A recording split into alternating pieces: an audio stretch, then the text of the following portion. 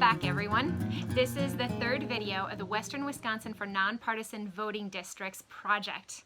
And we are still working hard to end gerrymandering in Wisconsin because we believe that everyone's vote should have the same value. So now we're come to our third video. We want to give you some Republican voices because the majority of Republican voters in Wisconsin want to end gerrymandering. Let's see what some of them have to say. So, hello, my name is Grace Caggio. I'm volunteering with Pierce County Grassroots Organizing and working on the nonpartisan districts for Western Wisconsin, the Fair Maps project that's happening in Wisconsin right now. And we have today a special guest. Tony Phillips is with us today, and I'll have him introduce himself right now. Okay, thank you, Grace. Yeah, I'm a cancer doctor in Appleton, Wisconsin. I became involved in Fair Maps Wisconsin over the last few months. I had the real pleasure and experience education of putting together a PowerPoint 72% to talk about the significant support, 72% or more of Wisconsinites that would like to see an end to gerrymandering. We're going to talk about that. And I think also I'm being interviewed because throughout my career, I have been a Republican in a state where currently gerrymandering is better for the Republicans, but I don't think it's better for anybody, and we're going to talk about that as well. So thank you for having me. When did you first hear about gerrymandering? How did you feel about it, and how has your view of gerrymandering evolved? Over the last 4 to 5 years, I've started to wonder why does our government seem so dysfunctional? Why does it seem so unable to solve or even debate the basic issues that affect all of us, such as the atrocious national debt, the extremely high cost of health care in the United States compared with other countries, the lack of leadership in climate change.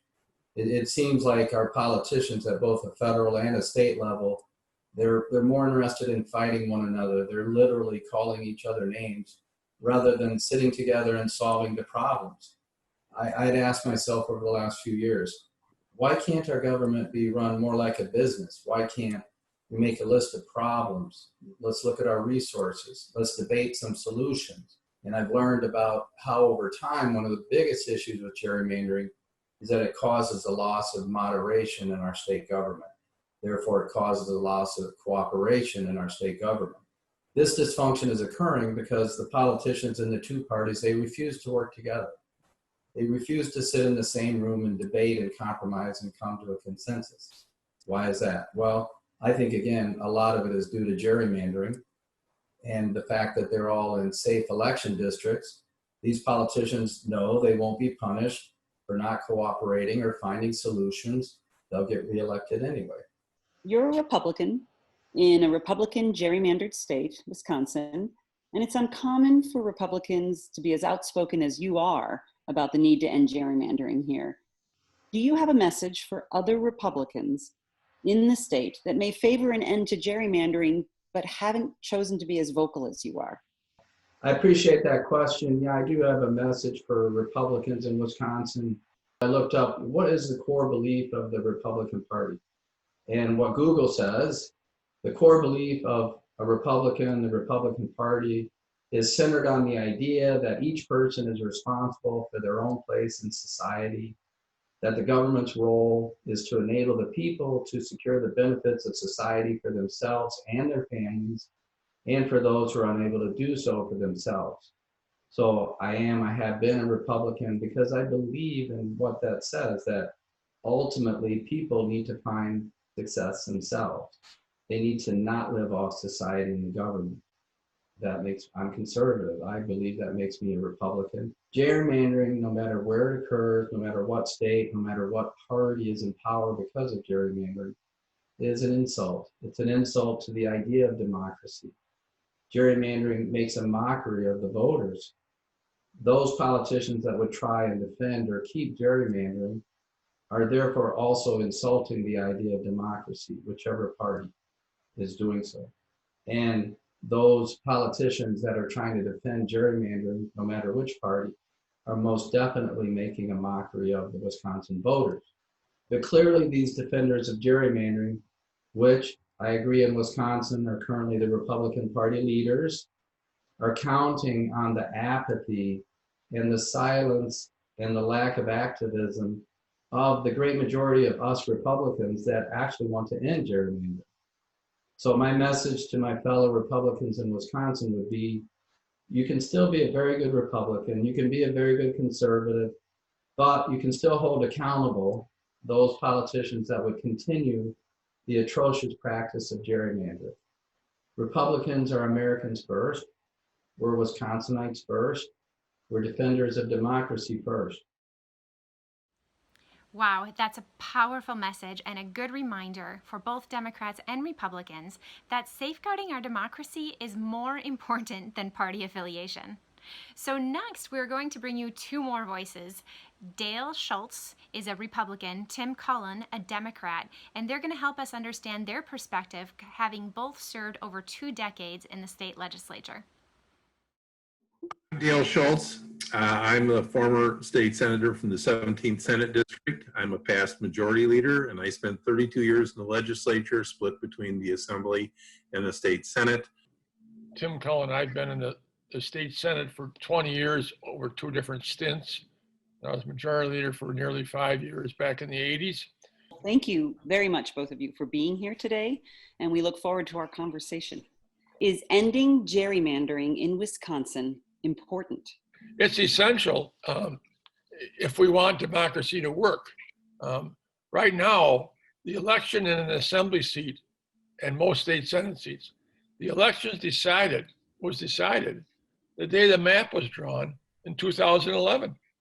In fact, the map drawers back then were forced through a federal lawsuit in Milwaukee disclosed. They were asked to predict the election results in the gerrymandered maps they'd drawn for each district. And they predicted that this was in 2011. They predicted what the results would be in 2012, and they were within a 1% point right on 3 or 4 districts they were asked to predict. They knew when they drew the maps exactly how the voters would vote because they had the data. And that's the other thing that we'll talk about is there's the sophisticated nature of the data available today. You can be more precise in your gerrymandering today than you ever could have before. This process allows majorities to create virtually impregnable majorities going forward. It would take an incredible wave election to wipe out the majorities that have been created in 2012. We saw Republicans get swept from power in a Democratic landslide, and yet the state assembly was able to add a seat, I believe, to the majority. And when I first heard that, I was shocked because I said that can't be. Having been involved in politics for over 50 years, I just knew that that couldn't be. And that was really my epiphany. And I have to disclose that I voted for the gerrymandering, having only seen my own district. This one I worried about because they kept it secret. I was there then, and then they only showed the legislators, as Dale said, their own district. They didn't show them the whole map where some other Republicans might have seen, what was going on. Dale's case, his own district didn't change much. So what was he to worry about? It's really the essence of taking away the value of your vote. And Dale and I talk about majority minority a lot, not Republican Democrat, because the Republicans gerrymandered in Wisconsin, no question about it.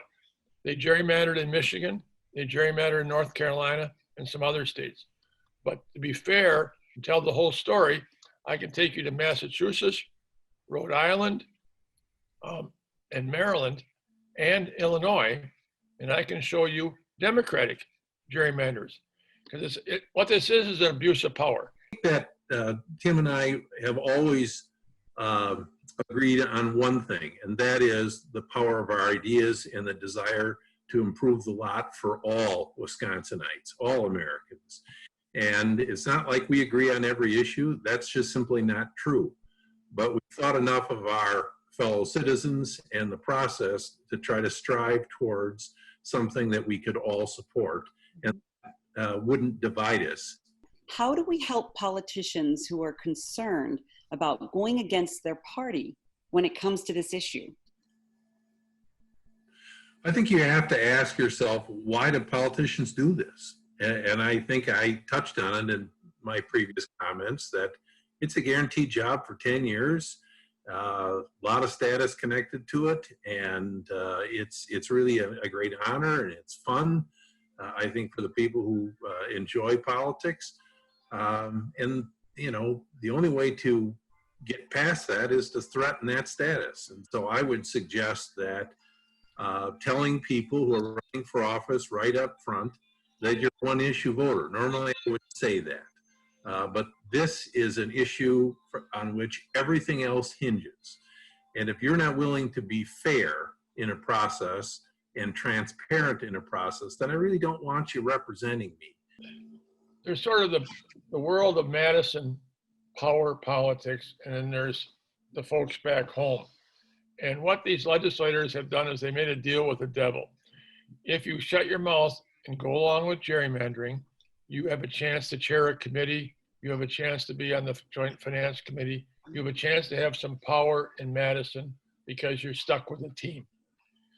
If you want to be an outsider and say, I'm against gerrymandering and I'm going to talk out against it, you'll end up not sharing anything.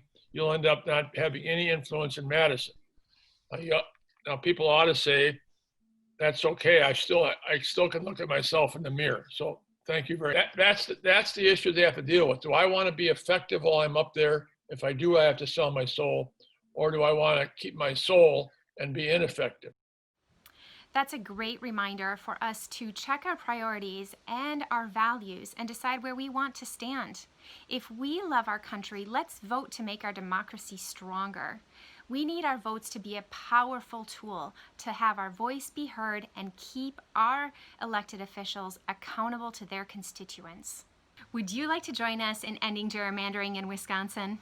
The elections are just a little over 2 months away, and it is time to let the candidates and incumbents know that ending gerrymandering is a top priority for us in Wisconsin. Join our project. Go to piercecountygrow.org and send us a message. Thanks, and take care. Bye.